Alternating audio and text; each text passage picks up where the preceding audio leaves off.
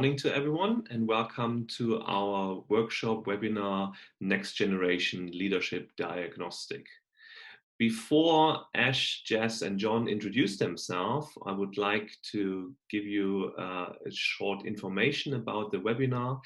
We will have all three of our panelists talking about the leadership diagnostic tool. And then we have the opportunity for you to ask questions. You can ask questions directly via, you see in front of you, you can raise your hand. And then I will unmute you and you can directly ask questions to the panelists. Or if you're preferring, you can also type in your questions and we will try to answer them. If there are further questions, please contact us. There will be an email in the end of the webinar so that you have all the opportunities to get in contact with us directly. For the webinar, if you face any kind of technical problems, there is a chat function. Please use that and I will try to fix your problems while we are having the webinar on.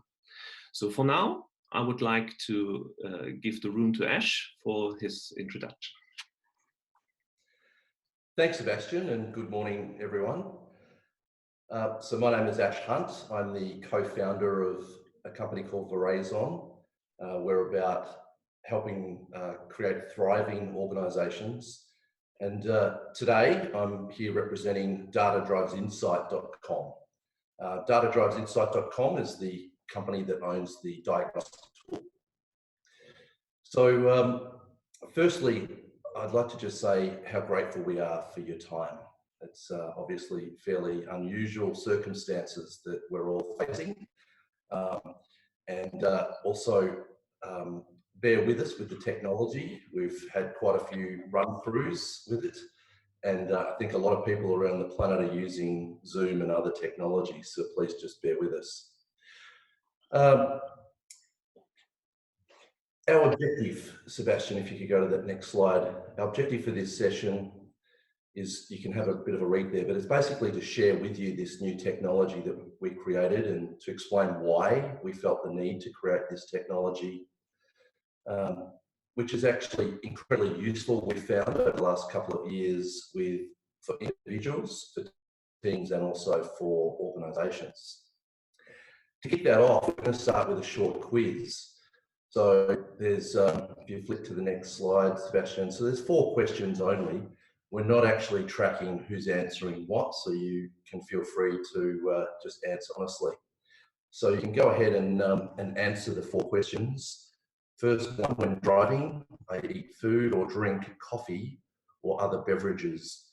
I'm not sure the poll's up yet, Sebastian, so... It is up and I guess you can't see it. That's okay. I'll just keep going through the questions quickly. So when I cross at an intersection as a pedestrian, I only cross with the green man. This third question, yep, the poll's coming up now. Excellent. Third question, when I do work around my house, I use PPE and plan the job thoroughly. And the fourth question is, when I notice someone I don't know well doing something less safe, I stop to give them feedback, or I can't actually quite see that just at the moment, but if you please go ahead and fill that in just for another sort of 5 seconds, just tick never, sometimes, frequently. And as soon as you've answered that, Sebastian will be able to tally up the responses and we'll have a look and see what you've come up with. So while we're waiting for those results, I'll just share with you what we found in our research is that the majority of people actually answer sometimes. So things like crossing at the green man, or driving and drinking coffee and eating a hamburger or something, I think we all acknowledge that that's the less safe option to do. Yet it's very difficult for someone with honesty and integrity to say that they never do it. That they always do the crossing with the green man and never do the eating while driving type thing. And then you could, of course, get into using phones and things while we're driving.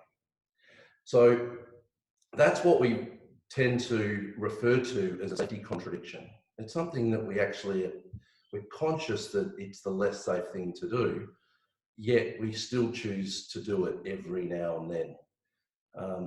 I can see that the poll has now disappeared from the screen, so hopefully the results will come up now. Here we go.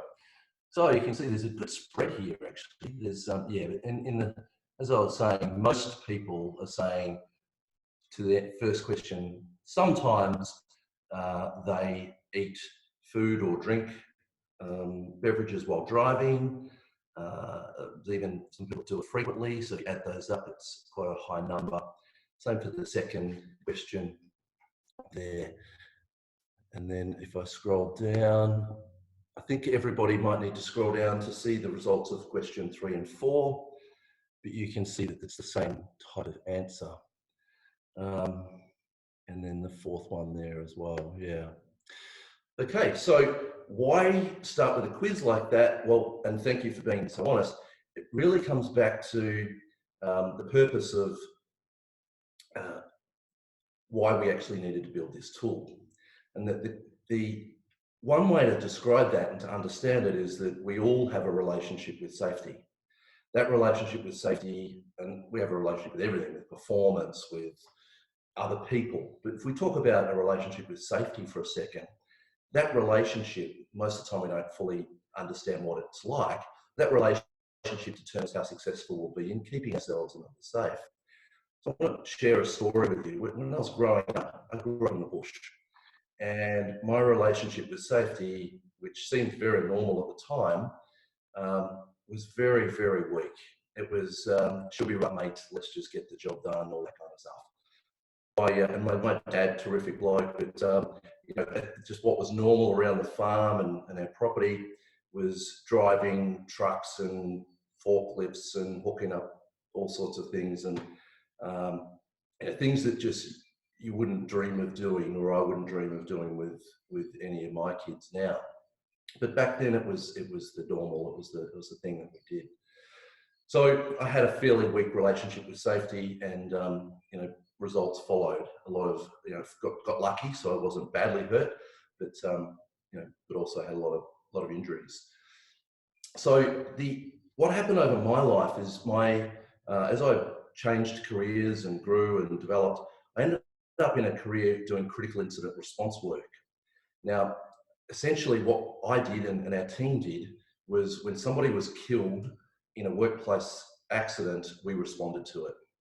And I was often the guy who unfortunately went and knocked on the door with a senior representative of the company and actually let usually the wife know that her husband or partner had been killed at work. And I did that for over a decade, and that work was gut-wrenching.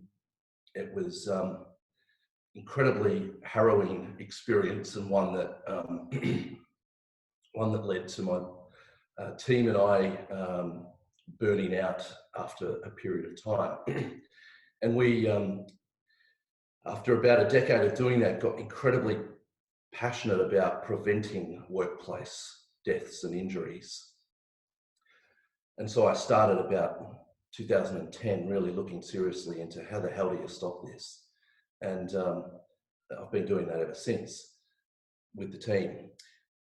I created for myself a very strong, probably my wife would say an overdeveloped sense of relationship with my own safety. So I was a bit too, you know, wrap the kids in cotton wool, all that kind of stuff. But I want to share that something that then created an epiphany for me was about 6 years ago. Even though I had this strong relationship with safety, I did something that probably many of you have done.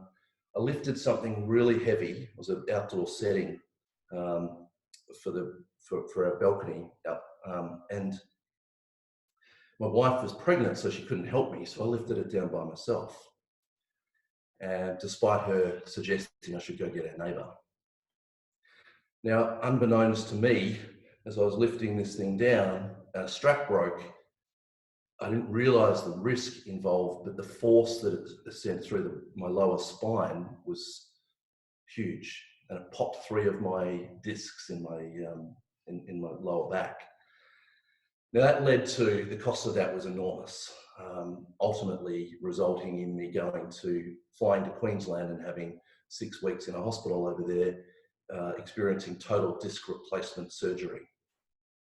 I had a lot of time laying on my back, wondering, how the hell did that happen? What the hell was it that caused me to do something like that led to such a horrendous outcome? After all the experiences I've gone through, why would I do that? So that was a very pivotal point in my life to really start to understand what it was. Now, I realise, like many of you who are in this field, would realise that human nature, we like taking risks sometimes. We like pushing ourselves. We like challenging ourselves. Sometimes that's a good thing. And sometimes, and in fact, most of the time, we can get away with it. It's just every now and then we can't. Sometimes we like taking shortcuts.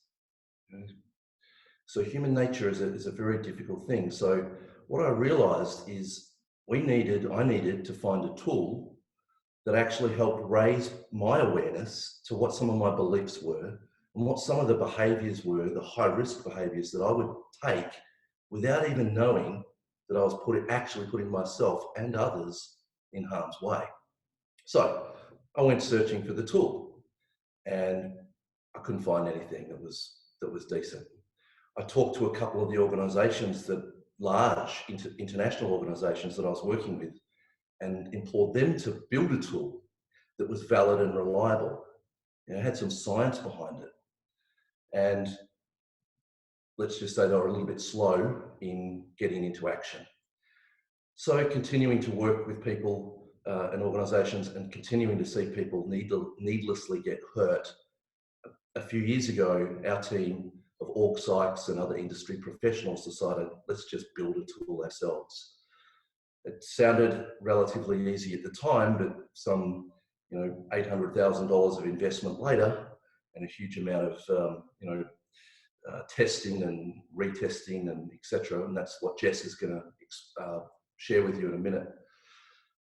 We've come up with the ISA 360, and we've been using this tool now in various forms, but more recently, the tool that we're going to share with you today. And it's been having amazing results for individuals, teams, and organisations. So what I'd like to do is hand over to Jess, and Jess is going to talk you through a couple of things. I just want to finish by saying what the ISA 360 does is it identifies gaps, blind spots, and limiting beliefs, things that we don't even necessarily know we have, like "she'll be right, mate." It identifies them and it brings them to the surface. And it identifies behaviours that are putting ourselves and others in harm's way. It identifies all this stuff, brings it to our awareness so that we have a choice whether we actually want to do something about it. What you also will get, as John will talk you through, is a significant self-development guide. It's 20 years of intellectual property that we've put into a self-development guide that an experienced coach can help you work through that, to actually work on these limiting beliefs and behaviours and blind spots and actually transform them into a much stronger, much healthier, conscious relationship with safety. And you will benefit, your teams will benefit, and so will organisations, because that is really why we built this. It's to prevent people being hurt. It also correlates incredibly strongly with high performance. So you improve people's safety, you improve their performance. Towards the end of the presentation, we're going to hear a short video from an organisation who's been using this as kind of a bit like a guinea pig for the last 4 years. But you'll hear from them how they've dramatically increased productivity and reduced incidents and injuries significantly.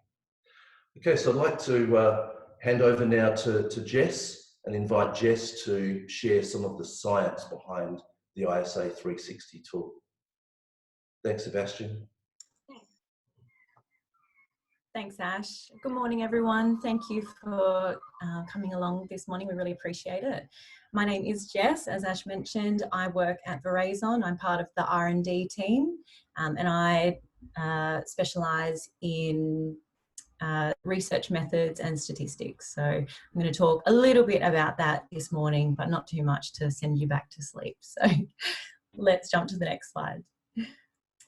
So the ISA 360 is the integral safety assessment, which was developed by a team of, as Ash mentioned, we have safety coaches, OHS professionals, and organisational psychologists. The ISA 360 has really strong foundations in a lot of the safety literature, including Reason's human error model. We have Vake's mindfulness organisations, Stryker's 7SPs, and also Wilbur's integral model, which is what you see on your screen at the moment. What's important to note about these theories and what we've tried to really make tangible within the ISA 360 is that interplay between process and personal safety. So it is the first tool on the market that does measure both personal and process safety, which is a huge point of difference. As much of the safety literature says that in order to have a sustainable safety culture, there really needs to be an appreciation of how they complement each other. So as I said, this is the integral model that you see on your screen now. You can see in your top left quadrant, it does include your beliefs, values, attitudes. And then if we go around, it's behaviours, systems, and culture. So what we often see, Seb, if you want to click that, is that most of the organisations tend to operate in this right-hand side. So really trying to measure those behaviours, observable behaviours, and also to implement different processes, policies, procedures, sort of more in response to maybe an incident or, risk or hazards, things like that. What that fails to do is it really undermines the subjective state of the individual that's working within that team. So, Seb, if you want to click that, what we've tried to do is incorporate those behaviours while also acknowledging how beliefs, values, attitudes influence the individual to make choices and their motivations to behaving in more safer ways. Also how those belief, values and attitudes actually are reflected within the culture. So how those unspoken things that we all share that result in how we work and how we go home safely. Next one, Seb. And that's the ISA 360, capturing all of that in one. Great. So as Ash mentioned, we have done quite a bit of research on this, and our original expectations were based on the safety literature was that we would have sort of 7 domains that would tell us really neatly, what behaviours and what thoughts and thinking patterns we would see.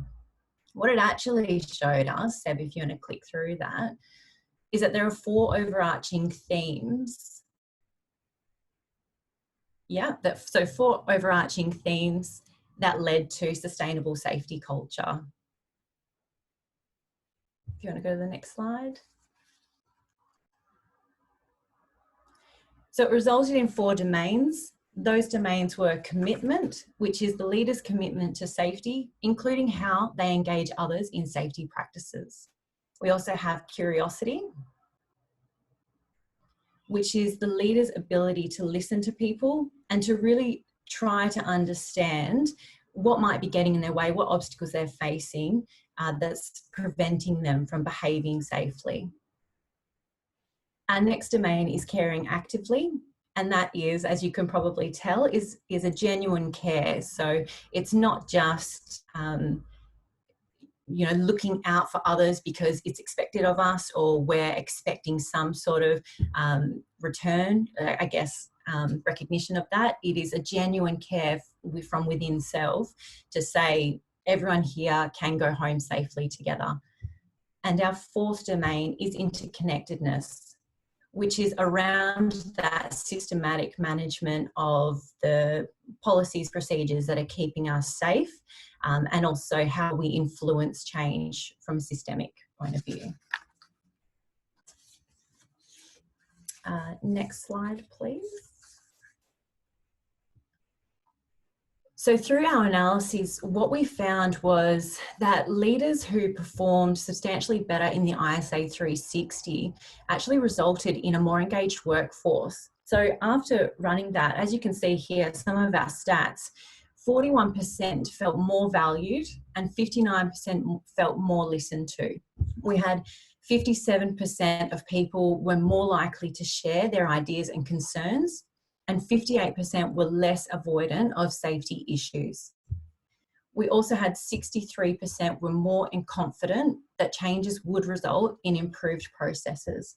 So from these, 5 statistics alone, you can already start to make a bit of get an idea of how this would impact within your organisation and within your teams. So, specifically from less avoidant of safety issues, we have, and the 57% more likely to share their ideas. So really building that psychological safety to say that, building a culture where people are able to speak up when they're concerned, when they think that there's a better way of doing things. And again, feeling more valued, feeling more listened to, so still feeding into that psychological safety. And also around curiosity, creativity and innovation. So always optimizing processes through that continual curiosity to find what works better, what's more safe. And also building sort of the confidence of others to share that at all levels. Let's go to the next slide. Thanks, Seb. And click through. Great. So from our massive sample, what we have found is that leaders were performing really, really well. So quite strongly in commitment and caring actively. Do you want to keep clicking through? Sorry. So we found that they were performing very strongly in commitment and caring actively. So we could see that leaders were committed to, the job, to everyone going home safely and making sure that it was as safe as could be. What we found, that curiosity and interconnectedness, there were significant gaps. So there was quite a few, it was lacking quite a bit there, which indicated to us that in order to have a sustainable safety culture and that persists for years and years to come, was that there really needed to be a competency across all of those 4 domains. And you can see there that it really is, to be an effective leader, you need strengths across all 4 of those. If we can go to the next slide. So I'll quickly give you an overview of how the ISA 360, the process works. The whole thing only takes about 4 weeks. So that is sort of your launching of the survey, which is completely online. Everyone can access it on any electronic device, so your phone, tablets, computers. The individual of the participant will provide a self-assessment. They'll also nominate between 5 to 10 of their colleagues. That includes their manager, a number of direct reports and a number of peers. There is also an option to have some other raters that might be, so for example, it could be a customer or supplier. It really is dependent on industry and can be tailored to your needs and the participants' needs.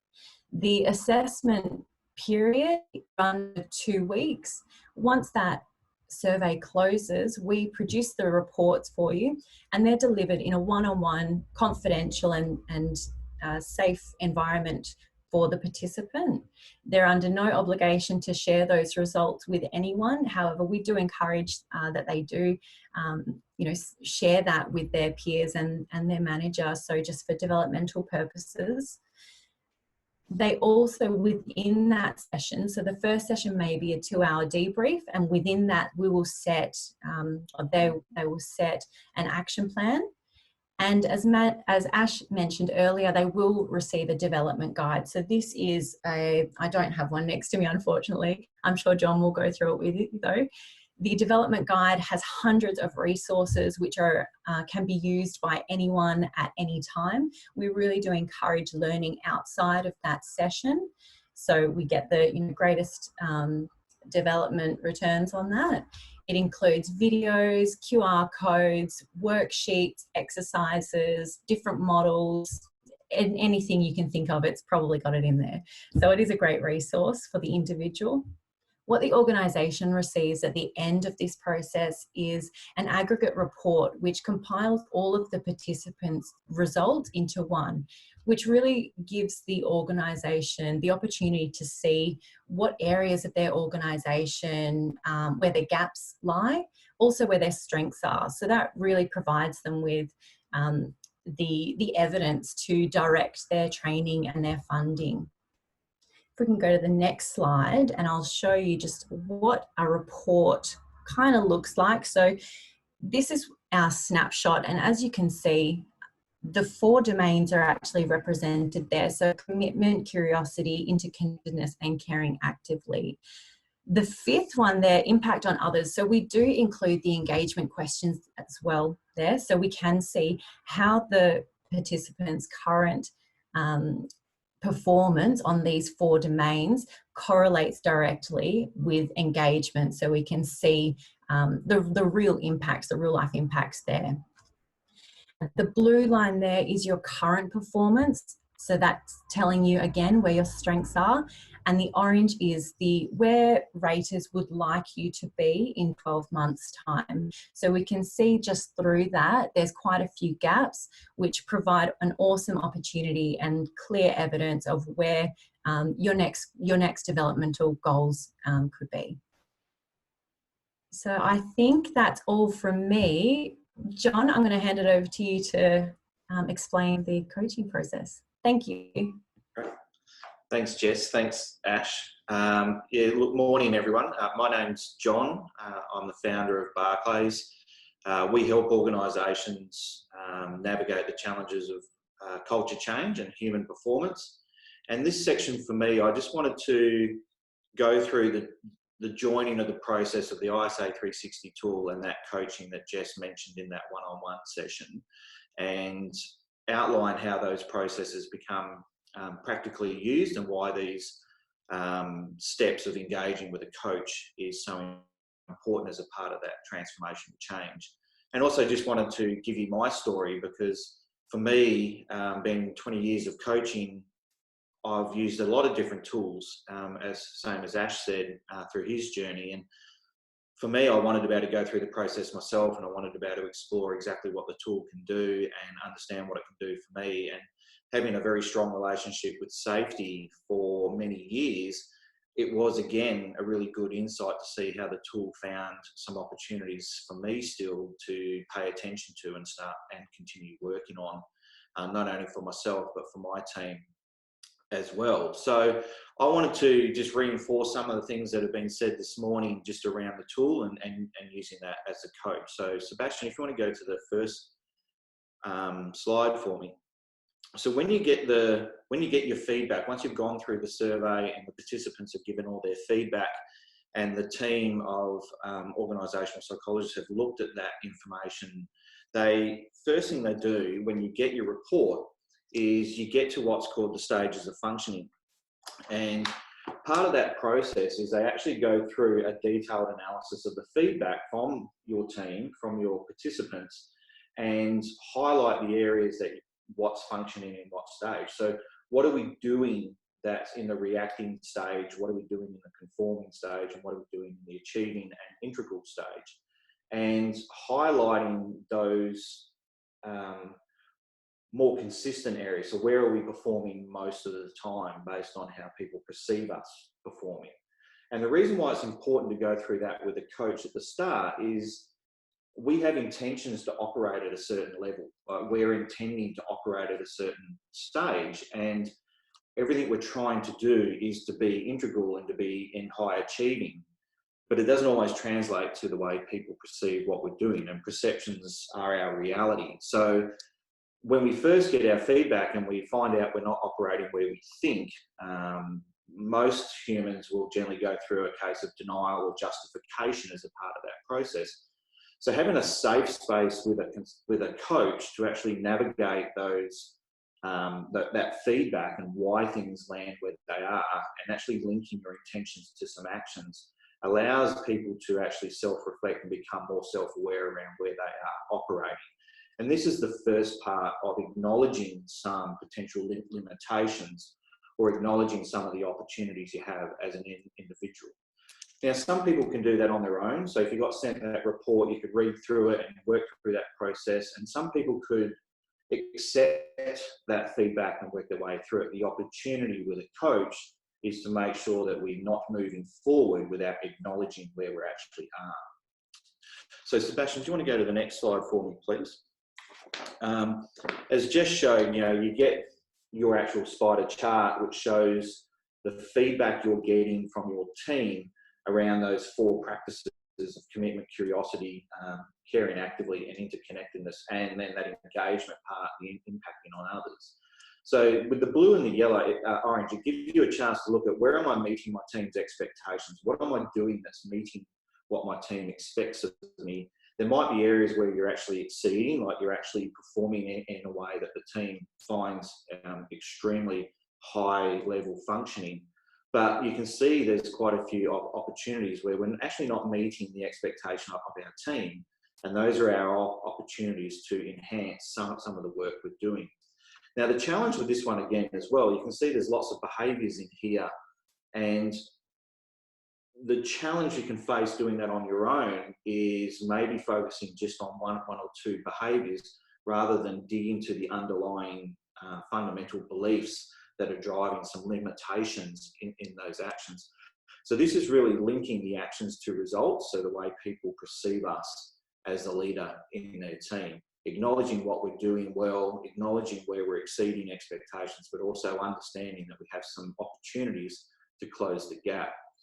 And the next stage of the report, so again, Sebastian, if you want to go to the next one, the next stage of the report actually starts to dig into some of those behaviours in much more detail, right? So you'll have the list of actions and the feedback you've got in regards to the level of improvement needed. And again, a very good tool to work through on your own, but it's also a good way to discuss this openly with a coach for you to navigate some of the limiting beliefs that might be leading to that. So for me, when I went through this process, finding out that one of my biggest opportunities to meet my team's expectation was to show more confidence in them and more trust in them, was a bit hard to hear, because I really trust my team and I have a lot of confidence in my team. And there was still some fundamental beliefs that were holding back my true intention in my actions, which then resulted in my team not feeling that. So getting that openness and feedback really allowed me, and working with a coach, because again, I've been coaching for 20 years, but I still felt like I needed someone to help navigate that understanding of what was happening there. 1, to challenge my limiting beliefs, but to 2, foster me to actually process that personally and make sure I get the right behavioural outcomes going forward. Because the reality of these tools is you need to be able to accept it, you need to be able to understand what's driving it, because behaviour change is difficult to sustain. So you actually need those right processes to move forward. So to get transformational actions, you need to really dig into the core area and actually the beliefs that drive that. So if you want to go to the next slide, please, Sebastian. So the process with the coach is pretty interesting, and I really like the fact that you can do this on your own in the report as well, but you can also spend, the fundamental time you spend with the coach is actually working through the workbook at the back of the report. And the back of the report navigates us through what are my current views, so what are my current beliefs or my attitude towards this area, and what's that leading to in actions and behaviours, and what are the results of that. And when we go through this with a coach, the coach is trying to get us to understand what's the unintended results we're getting, right? So we're trying to drive a certain thing as a leader. We're trying to demonstrate a certain value or a certain cultural intent for our team. But fundamentally, sometimes those actions are getting unintended results, and we're not always aware of them. So the coach is there to help explore those critical areas that we're doing that's getting unintended results. And that can be a bit uncomfortable. So realizing that I'm doing something and it's getting an unintended result can be a little bit uncomfortable, and having a coach help you process that in a way that allows you to move forward and improve that is the foundation for behaviour change. If you don't have that opportunity to review your beliefs and the behaviours that you're performing and acknowledging those, then you're never really going to start changing the unintended results that you're having from those behaviours. So if you want to go to the next slide for us, please. Sebastian. As Jess said, there's probably one of the most comprehensive workbooks I've ever been through. And working through a workbook like this with a coach allows you to really look at critical models that allow you to start processing those views and those actions and those results. And for me, when you look at some of these models and details that you can go through, you know, there's a lot of comprehensive information that you can go through, but it also gives you very clear QR codes to go to videos, to go to websites to help you actually learn those processes much more effectively on your own once you've actually explored it with your coach. So for me, when I went through that working book with my coach and went through that process to understand the feedback I was getting, while it said to me it was about a confidence and trust issue in my team, that's what my team was feeling and that was the feedback they were giving me. When we actually explored that and dug into the beliefs and dug into the challenges, it was actually a general leadership behaviour that was making that difficult for me to do.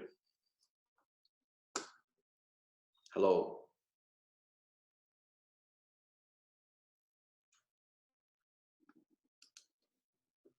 Hello? John, we can hear you. You can still hear me? Sorry, just the whole webinar just disappeared on me there for a second.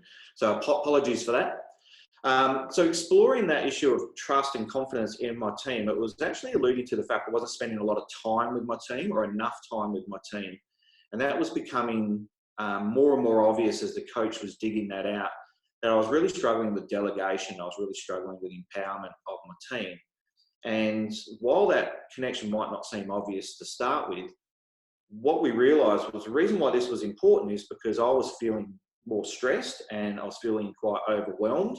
So therefore then my ability to be present with my team was less, and my ability to really listen and understand what was happening for my team was missing. So they weren't feeling as if I was caring and if I was trusting and had confidence in them as much as I felt I did.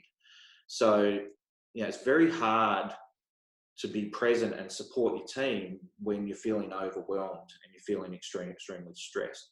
So if we hadn't unpacked that from the feedback I got in my ISA 360 with the support of a coach to let me actually explore that, you know, we wouldn't have been able to unpack that in a way that would have got me focusing on the right thing. So while delegation is not necessarily a safety leadership behaviour or attribute, the fact that I was not effectively delegating and effectively managing my team's activities meant I was actually not actively being a part of safety in the team. I wasn't actually being present. I wasn't being out with the team. I wasn't listening to safety concerns. So all those statistics that Jess mentioned about being more engaged, feeling more confident to speak up, addressing safety concerns, then, you know, all that was not being as effective as it could have been. So for me, I had a few limiting beliefs, and it was good to be able to explore that as we went through the feedback and as we went through quite a few different working activities in this workbook. I was feeling like I'm too busy to develop my team. I was just too busy. I had too much work to do.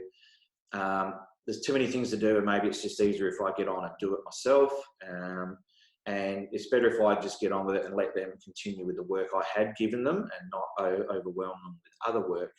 And, you know, fundamentally sitting back there, I still had a fundamental belief from years ago that delegating was just passing off work. So we had to unpack all that. And it was really interesting because what that meant in behaviours was I was doing everything myself. I was working extra long hours. I wasn't having time to listen to my team. I was constantly firefighting, and I wasn't really looking after myself.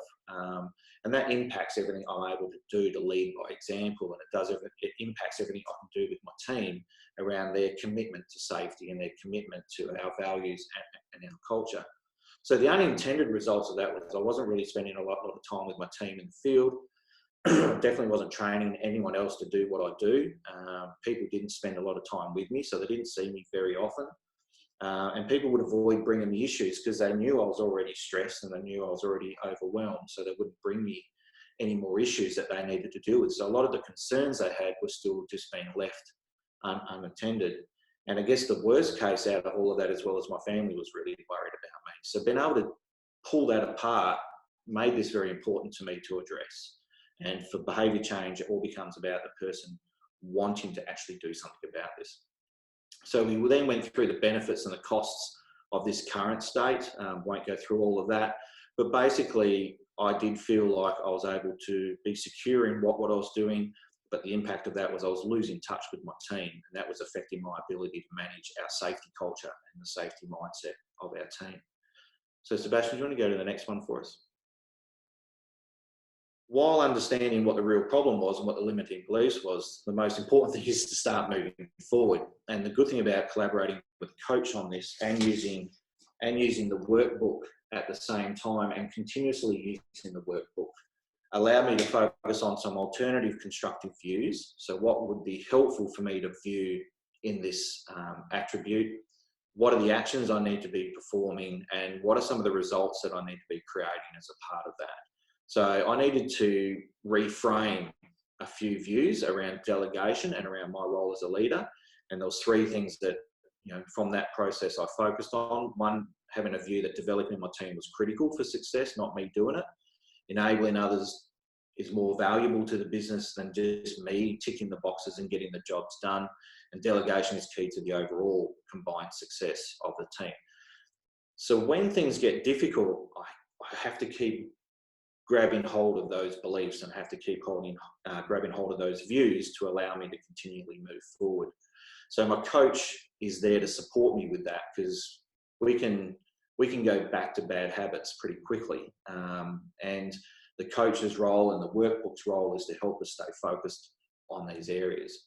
So the reality when we go through this is we need to acknowledge some challenges, because while making these commitments and these statements is probably the first major step, acknowledging the challenges so you can recognise them along the way when you get back into reality and you start working through the relentless workload that we have, that I knew when I'm feeling overwhelmed, I would go back to those limiting beliefs. So I needed to be able to grab hold of those new beliefs and continually invest time in my team to make it better for the long term. I also realised that my team may not be used to me doing that, because I haven't been doing that for a long period of time. So I'd have to be patient with them and understand that they may not understand exactly what's happening from a delegation point of view. So my summary of this process is the ISA 360 really highlighted some key blind spots for me around the way my team was believing what was important and how I was functioning. It didn't match my intention. So it was a real blind spot for me, because I actually thought because my intentions were one way, my actions weren't lining that up. I was getting some really unintended outcomes from that. And for me, being able to change that process, I couldn't have really done it without a coach. I think I'm self-aware enough, being a coach for 20 years, where I actually probably could have processed a fair bit of this myself. But being able to sit down with someone and talk it through, navigate some of the different views, beliefs and values, understand what people might be feeling as a part of that, really allows you to ground the right actions. And the most important thing for any behavioural transformation is knowing what you're working on is the right thing, and knowing that what you're about to do and move forward in is going to have the impact that you're looking for. So the ISA 360 combined with a report and the workbook and a coach really does allow you to focus in on the right areas that you may not be paying attention to. So for me, that's my section. I'm going to hand back to Ash, who's going to go through a couple of other examples of the process, but thank you very much. Okay, terrific. Thanks, John. Yeah, Sebastian, if you don't mind going to the next slide, that'd be terrific. Excellent. So yeah, it's an example from the field where a group who were completing the ISA and working on as a small group of leaders working on some of their development areas.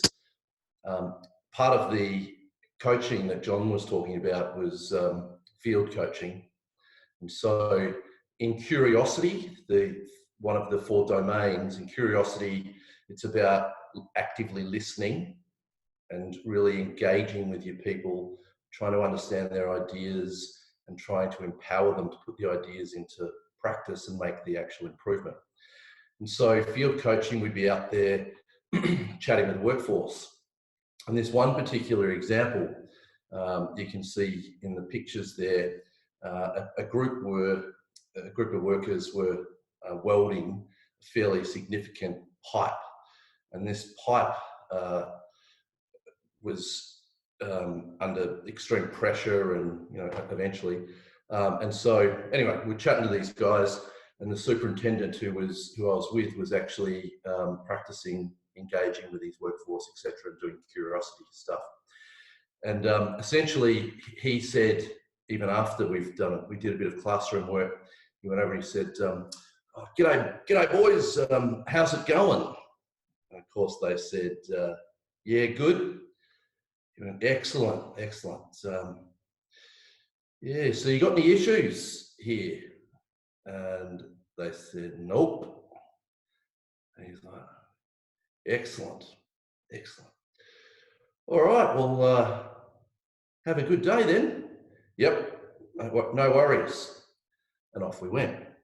We walked about 10 meters away, and I said, how do you think that went, mate?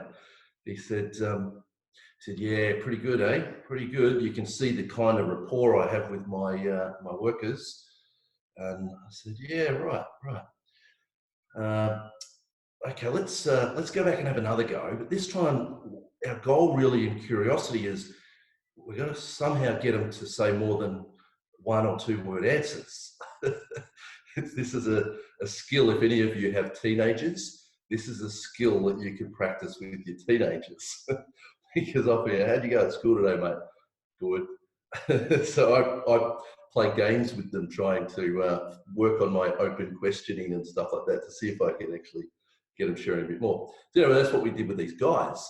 We went back, we had some open questions, etc. And after a couple of minutes, these guys, it was a question like, so if there's anything that you can think of at all that could make this particular job more safe or more effective, because the ISA 360 is about both of those things. It's definitely about productivity and it's about safety, right? Because they're correlated. And this guy goes, mate, it seems like you actually really want to know. And I said, yeah, we do. We really do want to know what your ideas are. He goes, all right, well, I'll tell you. Now, I'll cut the language out, but basically he said, he was pretty frustrated, this guy. He said, can you see about 50 yards or 50 metres down the path there, or the track there, you see there's a 90-degree elbow bend that we're going to have to weld? I went, yeah. He goes, well, when we get there, it's not going to fit. I'm like, well, how do you know that? He goes, and now they built the same piece of pipe on 2 other sites. And he goes, well, because the first 2 times we did it, it didn't fit. And we're doing it exactly the same as we did it then. I said, okay. So what does that mean? He goes, well, it means that when we get there, we're going to have to do this thing. And it's not my field, but he said something like, we've got to do this thing called an open, a cut, and then we have to shut. So it's quite a big procedure. I said, how long does it take? He goes, about a week. I said, so we're going to lose a week of schedule? And he goes, yep. And what's it like for you guys? He goes, beep, beep, beep. Frustrating as hell. And I said, right, so the people that, like your leaders and that, and the bloke that was standing next to me, what are their thoughts about this? Don't know. I said, oh, have you talked to him? Yep. So, okay. So the short of this, or a long story short, I said, well, how about we get people together? I said, because I happened to also coach the guy who was the site manager, and he's a hell of a good guy. I said, I know that he would want to know this so that we can fix it, because we had 6 other similar pipes that needed to be laid. And so I said, are you willing to come and have a chat with him, with the guy I was with? And they said, no chance of that, mate. I said, how come? And then they talked about a culture where they were afraid of raising issues, because if you do, you run the risk of getting a window seat. And a window seat means flown, basically sacked and flown off site. So I just needed to reassure them a little bit. Eventually we sat down with the site manager, who naturally was very interested to hear this, and he was very, very skillful in teasing out not only what their issue was, but also what their idea of the solution was. And it took only about an hour before they got a couple of designers or engineers in, and the team just welded it from the other way around. So at the next Wednesday morning, whole of site pre-start, this team of this crew of pipe welders and whatnot, and their superintendents all got up in front of everyone. They shared the story, and the site manager said not only was it a more safe solution, it was going to save them about $1 million because a week lost schedule was saved. Now, the last tie-in of this story was the interconnected piece. So if they only just learnt that from their site, but they didn't spread the learning across all these other sites that this organisation had, it's likely that they were going to be making the same mistakes elsewhere. And so that team and a couple of guys from within that team got to actually go and talk to other sites that had the same equipment and just take those guys through. So it's a really, really terrific example of how you can unlock these ideas that Jess was talking about through, in particular, curiosity and interconnectedness. The 2 of the domains that all of the research we're finding, those 2 are the ones that are lacking the most.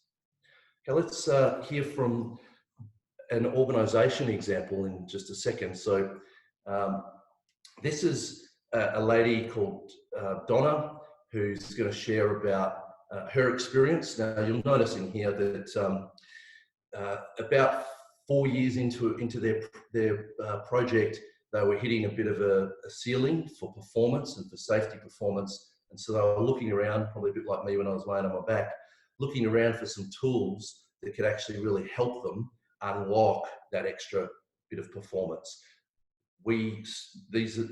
Donna's organisation was the guinea pig I was talking about earlier. We played around a lot with the ISA 360, the aggregate, and she talks in particular about the aggregate, and you'll hear what difference it made to Donna and her organisation.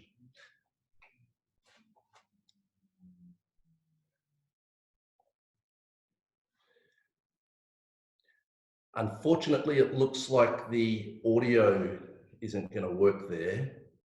So, Sebastian, it looks like the audio is not playing. You cannot hear the sound of the... No. I'm not sure if others can, but I can't. Performance, right. There we go. Right. To start, we were about to start our 5-year strategy development, and our safety and efficiency performance was plateauing. As a management team, we were struggling to understand where the next levers for creating another level of performance were at. The ISA 360 aggregate report helped us see as leaders how we were impacting the performance in these areas. And it wasn't in things like processes and systems, it was in our thinking. What we discovered was that we actually didn't trust the workforce to keep themselves safe, to find those areas of efficiency on their own. And so we were doing a lot of the doing. And as a result, we were creating a disconnect between us and the workforce. So what we realised is we needed to stop the doing and the fixing and to hand over the reins to the workforce more, to allow them, who knew what the problems were, knew where the potential solutions were, allow them to get on with doing that and finding those. As leaders, our role was to coach, connect, empower, and sometimes clear the path to allow the workforce to work on these solutions and put things in place. That's the kind of mindset we had to take into our 5-year strategy development and delivery, and we did. And now the results starting to show for themselves, and it's been great.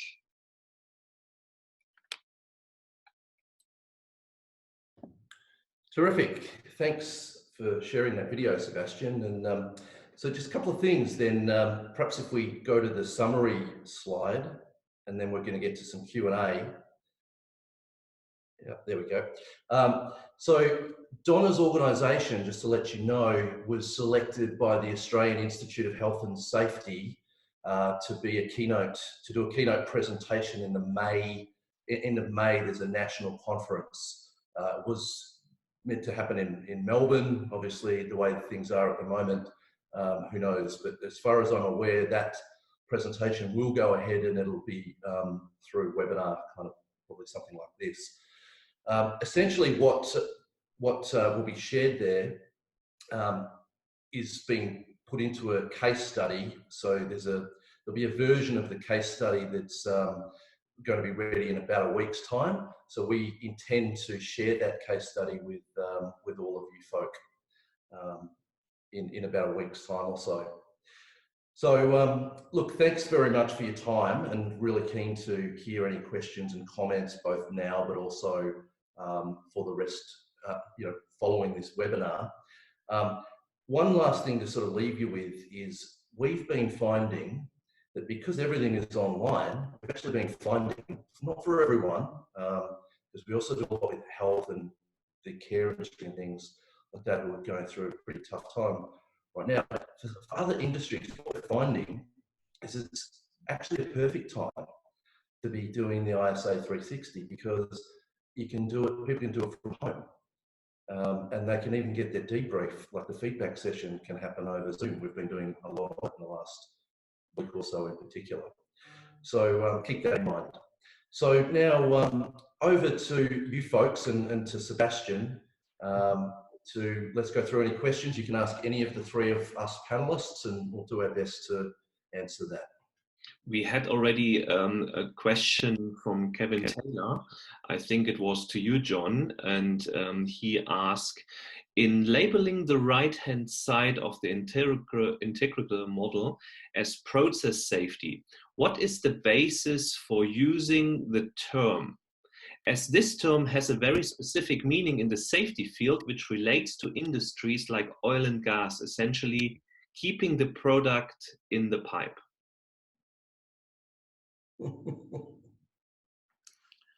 So I think that was actually... Do you want me to jump in here? Yeah, if you want to go first, Jess, because that was a part of your section. Happy to contribute. Yeah, to that sure. as well. Yeah, great question.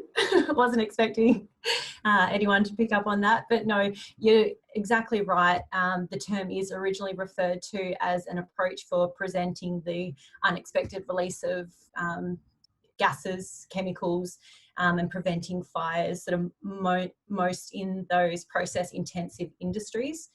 However, in recent years, the meaning has expanded to include more subjects, sort of ranging from your asset integrity, technical integrity, and reliability in the plant.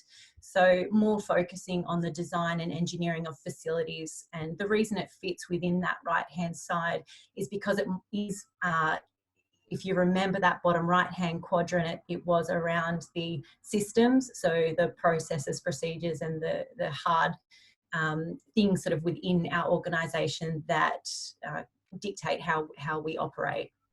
Does that answer the question? I hope so.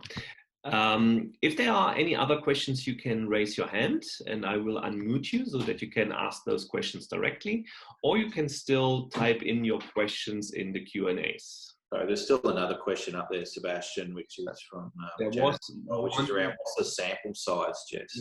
Yeah. What was the sample size? I don't know which. Yeah, so within our current case study that we presented today, there were just over 460. As Ash mentioned, we are releasing some new results at the end of this week. So at that point, we will be close to 1,000. So we'll share those with you in the next week or two. Mm-hmm. And I have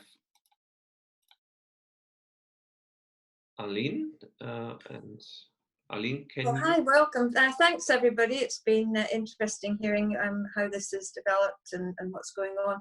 My question is in relation to leadership. This one I can see is going to be a valuable diagnostic tool at all levels within the organisation. But if the leader isn't at a stage of maturity to accept their role in all this, do you need to do some more work first before you would then start rolling it out throughout the whole site, because culture is such an important part of that area?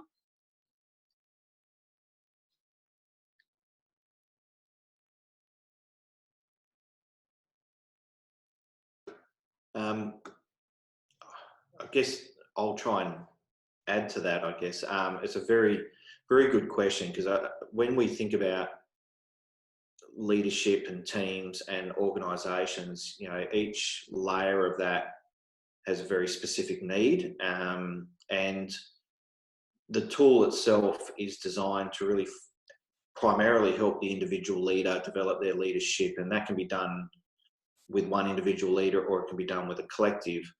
The impact that has then is on the team. So if I'm looking after a department that has quite a few different leaders, you're going to have different pockets of culture and different pockets of climate occurring, and the aggregate result allows you as the more senior leader to get a better picture of what all your leaders are doing and the impact they're having culturally.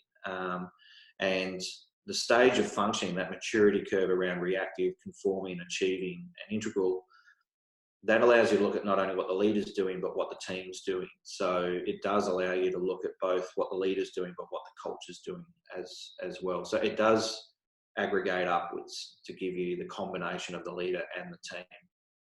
I'll just jump in there as well. Terrific question, Arlene. And I think having, like John, having used a lot of these types of tools, a little bit of a surprise for us was often in people receiving feedback from 360-degree surveys, often I've found they can be a bit resistant at first. It takes a coach to help the person to find a bit of safety and help them process it, etc. The surprising thing with this particular tool is there's very little resistance. And I don't know exactly why that is, but I think it's because they're not, it's just simply saying that I view your current performance as, say, a 4, which is something like often you're doing this, and I'd like to see you do it a little bit more, and so they're not kind of feeling criticized or anything. They're just going, oh, that's interesting. My team would like me to involve them more and get more input. Yeah, so they seem to be then much faster into curiosity to go, oh, so I want my team to feel valued, and it's a bit of a surprise that they're not, probably a bit like John's example. So that's interesting, getting into curiosity, what would I need to create in order to get that to happen? And so because of the way it's structured, it was a bit of a fluke, really, I think, unless I'm saying anything against you, Jess, and your team who built it, but it seemed to me like it was a little bit of a fluke, but it works beautifully. Okay, thank you. I have another question here from Janice. How many organizations in WA have undertaken this survey? I'll go for that. It's still relatively new. Was it Janice? It's still relatively new, so we're playing with multiple organisations at the same time right now, not just here in WA, but also over East and also in the US and in South Africa, with plans to move it through into Southeast Asia and also Zambia as well. So it's early days, but as Jess said, the number of the amount of data that we're collecting is significant, and it's across various industries, including aged care, health, mining type sectors. If there are any other questions, please come forward now. Otherwise, you can always get in contact with us, as mentioned before. There is an email you can contact us with, and you can also contact us directly. We will send you a recording of this meeting, as we recorded this live here. And we will also send you a link to the video again. So if you have no other further questions, we would like to thank you for your participations, and we will wish you a lovely day. And yeah, you will hear from us soon again for another webinar. Thank you very much. Everybody for joining. Thank you. Thanks, everyone.